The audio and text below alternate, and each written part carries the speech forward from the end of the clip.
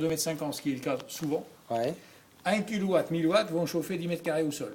1 kW, 1000 watts, d'accord. Si la hauteur sous plafond de 2,50 m, bonne isolation.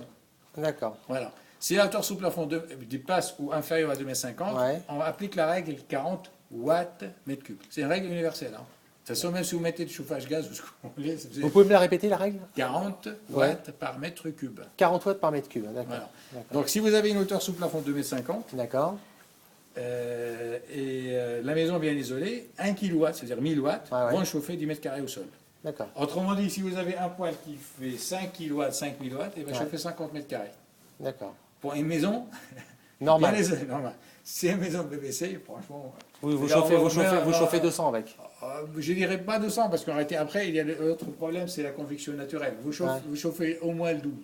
D'accord. Alors, on dit que la problématique aujourd'hui entre le bois et le granulé, Oui. c'est que le bois a tendance à se consumer rapidement, à mettre un grand coup de chaud et ensuite à décroître.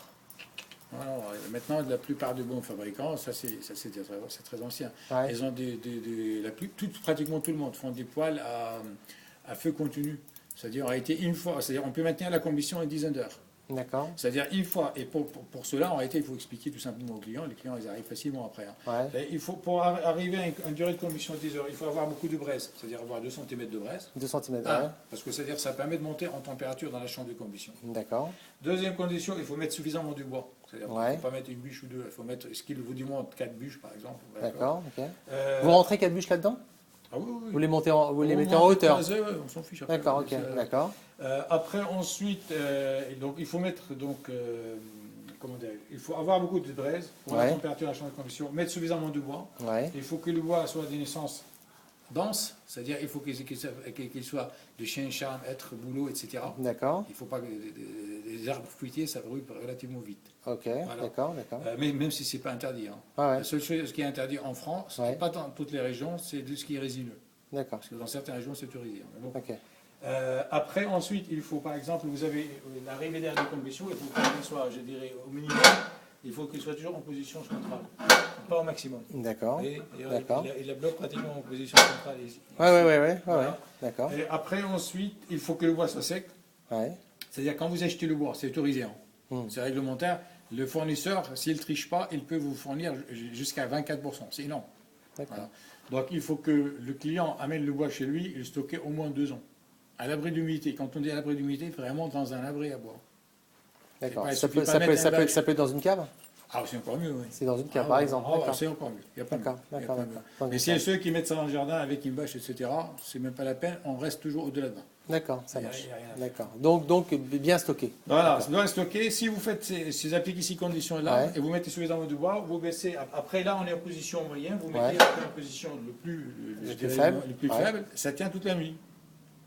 Avec 4 bûches, vous tenez toute la nuit.